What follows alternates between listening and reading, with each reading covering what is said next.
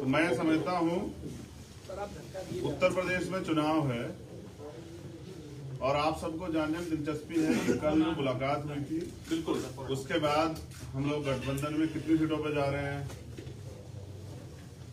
कहां से लड़ने वाले हैं, ये सब चीजें आपके मन में।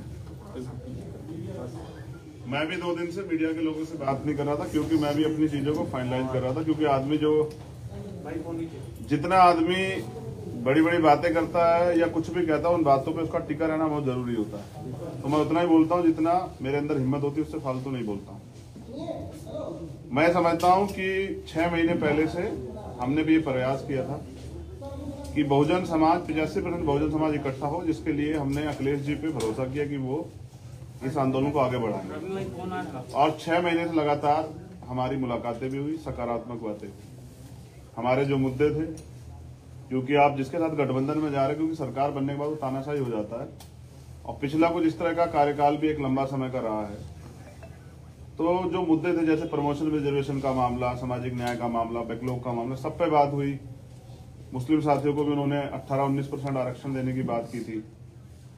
सब चीजें बात होने के बावजूद मैं समझता हूं कि सब चीजें, क्योंकि घोषणा करना और उन पे खड़े रहना, मुझे जवाब देना है समाज को।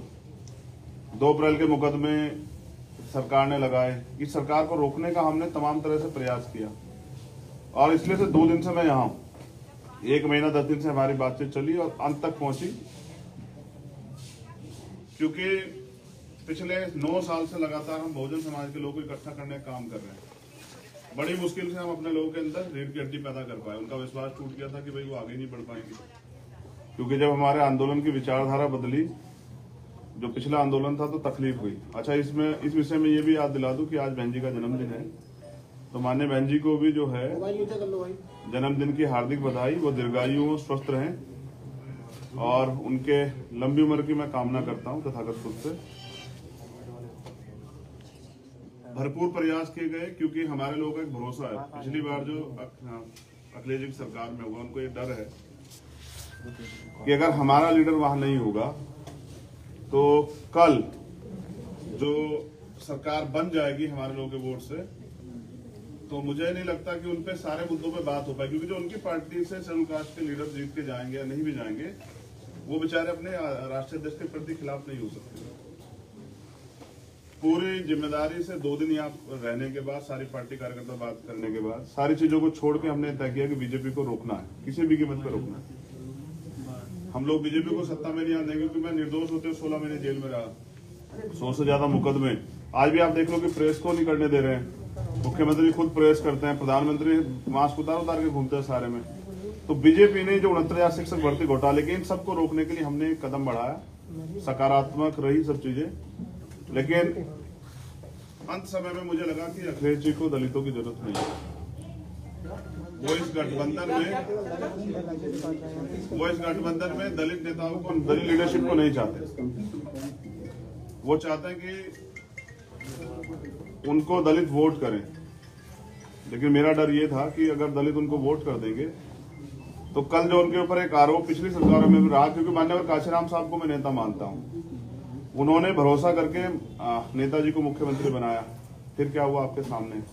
इसी डर को समाज के अंदर डर था। सारे बुद्धिजीवियों ने, हमने खुद में भी चर्चा की, सब लोगों ने कहा कि आप खुल के बात कीजिए कि कल ऐसा तो नहीं कि सरकार जाने के बाद, सरकार बनने के बाद जो है हम अपने विषय पे बात ही ना कर पाए, दलितों के साथ फिर वो शोषण हो, घर जलाए जाए, उनकी जमीन कब जाए, उनको पीटा जाए, उनको सता जाए, महिलाओं के रेप हो, हाथरस जैसे कांड हो। और 2 दिन में निराशा हुई कि 1 महीना 10 दिन के बाद उन्होंने कल अपमानित किया। ये दुखद। अपमानित किया आपको? ये बहुजन समाज के लोगों का उन्होंने अपमान किया है। किसने सर? अखिलेश यादव ने। मुझे ये भरोसा था कि वो भी 85% बहुजन समाज के लोगों को इकट्ठा करने का प्रयास करेंगे, क्योंकि हम सब लोग भाजपा को रोकने का प्रयास कर रहे थे। मैं समझता कि यहाँ पीठ के दर्द के बाद भी 2 दिन से हूँ कि किसी तरह से बात सकारात्मक हो जाए, लेकिन कल आने के बाद उन्होंने कहा था कि मैं शाम तक बताता हूं, उनका जवाब अभी तक नहीं। तो मैं समझता हूं कि वो इस गठबंधन में दलित समाज के लोगों को नहीं चाहते, जबकि बड़े पैमाने पे हमारे साथी जो हैं, जो कार्यकर्ता, जिनकी वजह से आज चंद्रशेखर यहाँ बैठे हैं, बीमार में आजाद समाज पार्टी के, उनकी ये मन था कि वो बीजेपी को रोकने के लिए इस गठबंधन का हिस्सा बने। मैंने कल ट्वीट भी किया था, आप सब लोगों ने अपने मीडिया के माध्यम से चलाया, तो मैंने कहा था कि आप अगवा हैं, आपकी जिम्मेदारी है। दलित समाज, पसमानदा समाज, आपका दस्तकार समाज, पीड़ित समाज, वंचित समाज, पिछड़ा वर्ग के सारे नेता आपके साथ इसलिए इकट्ठा हो रहे हैं कि आप सामाजिक न्याय करेंगे। लेकिन मुझे लगता है कि अभी अखिलेश जी सामाजिक न्याय का मतलब नहीं समझ पाए। सामाजिक न्याय कहने से नहीं होता है।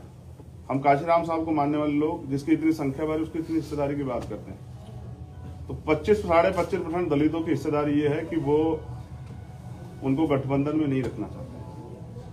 मीडिया के लोगों से मुझे शिकायत है कि बिना मेरे किसी ऑफिशियल स्टेटमेंट के, ना उनके कोई ऑफिशियल स्टेटमेंट के, आप लोगों ने भी किसके कहीं से खबरें चला दी कि ये सीट मिल रही है, वो सीट मिल रही है। नहीं चंद्रशेखर जी, टीवी 9 ने चलाया, हमने नहीं चलाया।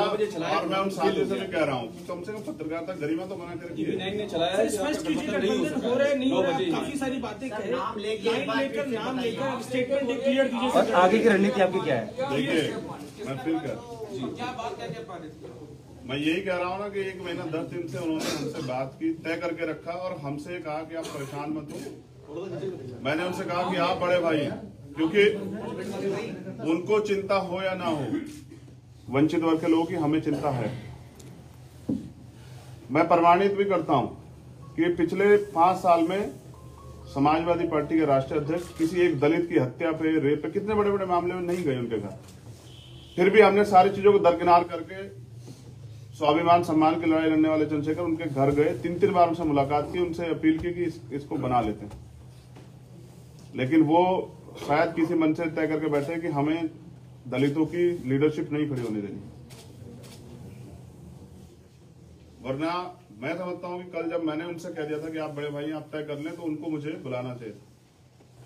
वो तो इसमें रोज दलित वंचित आपकी क्या मांगे थी उनसे जिनको उन्होंने नहीं माना? स्पेसिफिक अभी भी नहीं हो रहा है नहीं हो रहा है, चल रही है प्रेस कॉन्फ्रेंस चैनलों पे, एक स्पेसिफिक लाइन क्लियर बिल्कुल की क्या हुआ है सर? हुआ ये है कि अखिलेश जी के ऊपर मैंने कल जिम्मेदारी छोड़ी थी वहां से आने के बाद कि आप तय कर लें कि आप हमें गठबंधन में चाहते हैं, क्योंकि बात सीटें और ये सब चीजें कई मायने रखती है। कल हम उनके लिए प्रयास करेंगे कि उनकी सरकार बन जाए, तो उसमें उनमें हमारे हितों की रक्षा होगी या नहीं होगी। कुछ मुद्दों पे वो, जैसे प्रमोशन में रिजर्वेशन का बिल फाड़ा गया,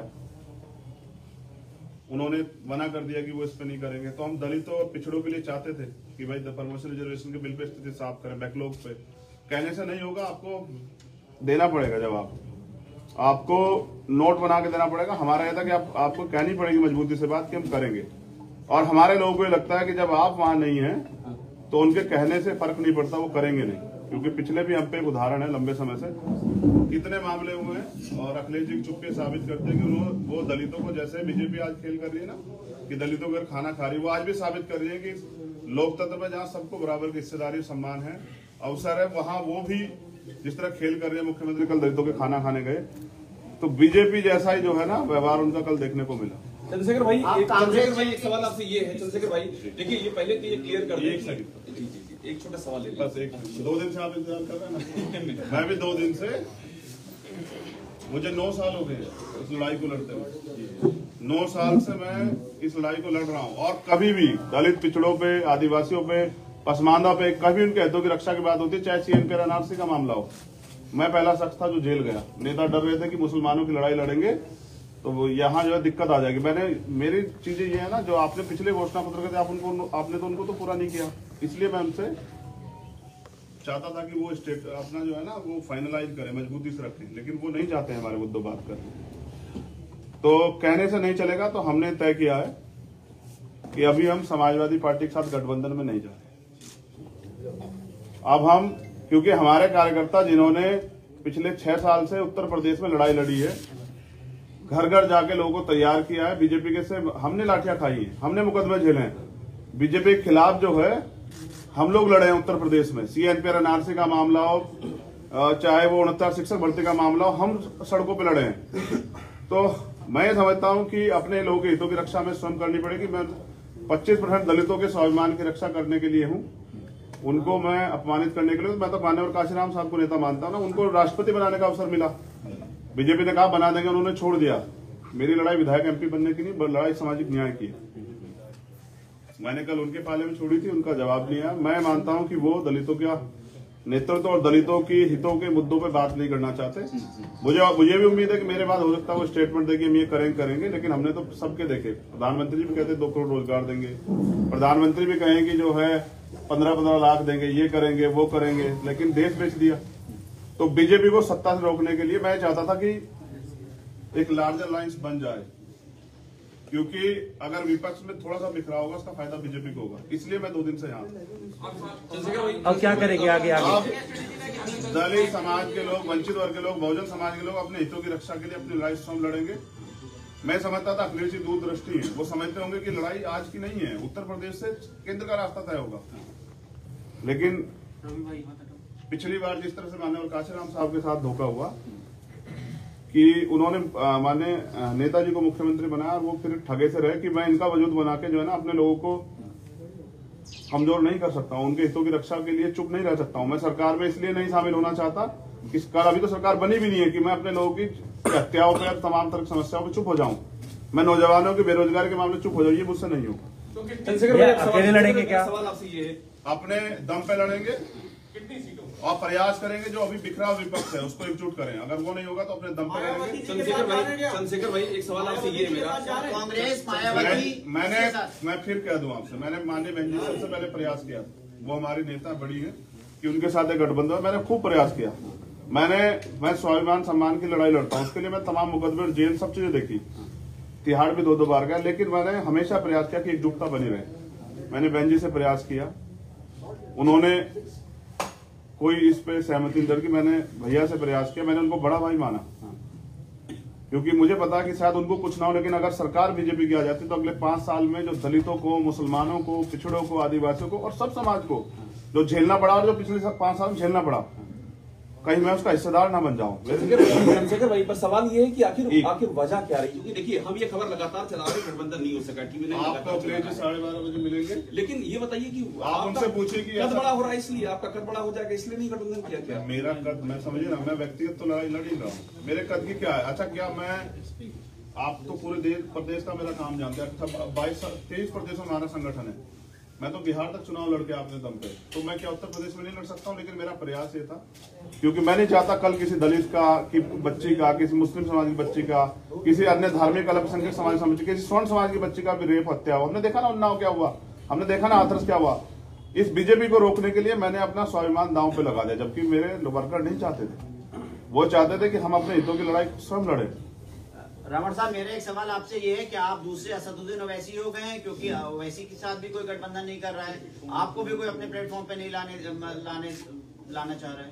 देखिए मैं क्या कह रहा हूँ, जब कोई अपने हितों के लिए लड़ता है ना, तो वो उसको फिर कुछ ना कुछ तो सहना पड़ता। देखिए मैं सत्ता की, मेरी लड़ाई सत्ता कभी थी नहीं, ओवैसी के साथ सत्ता का सहारा लेके व्यवस्था परिवर्तन की लड़ाई थी। सत्ता को मैंने, जब सत्ता की बात चल रही थी ना, लोग चुनाव तैयारी कर रहे थे, तो मैं आंदोलन लड़ रहा था 2 तारीख को, 2 जनवरी को भोपाल में, जो पिछड़े वर्ग के हितों की रक्षा के लिए उनका आरक्षण जहाँ खत्म किया गया था, सरकार के खिलाफ लड़ रहा था। अभी आपने सर एक महत्वपूर्ण बात, विपक्ष को एकजुट करेंगे, तो वो कौन लोग होंगे जिनको आप एकजुट करेंगे? मेरा प्रयास रहेगा, मैं सभी लोगों नाम लेके बताइए सर, नाम लेके। क्या कह रहा हूँ, अब आप अगर आप ये भी सोचते हैं ना कि मुझसे तो नाम लेने की उम्मीद करते हैं, आप जाके उनसे पूछेगा कि आपने ऐसा क्यों किया। जब आप पूछेंगे तो मैं पर्सनली आपको नाम लेके बताऊंगा। मेरा काम है कि जो बटा हुआ विपक्ष है वो एकजुट, और मैं इसके लिए 2 दिन और प्रयास करूंगा पूरी जिम्मेदारी से। नहीं होगा तो भीम आर्मी के लोग, आजाद समाज पार्टी लोग अपने दम पे चुनाव लड़ेंगे। और गलत ये है ना कि मैं आपको अगर बुला के 10 बजे कि पीसी 10 बजे है और आपको 12 बजे तक इंतजार कराऊं, तो आपका काम बाधित होगा। मुझे ऐसा लगता है मेरे साथ यही हुआ कि पिछले 2 महीने से हमसे कहा गया कि आप जो है ना हमारे साथ मिलकर वो करेंगे। हमारा प्रयास था, हमारा समाज चाहता था कि बीजेपी से किस तरह से छुटकारा मिले, और हम लड़े 5 साल। किसी का मामला हो, उन्नाव का हो, हाथरस का हो, जौनपुर का हो, 4 दलितों की हत्या की जाती, कभी कोई व्यक्ति नहीं जाता है। प्रयागराज में 4 दलितों के सामने उसकी माँ उस बच्ची के साथ हत्या होती है। आपने कुछ सीटों की मांग की थी क्या अखिलेश जी से?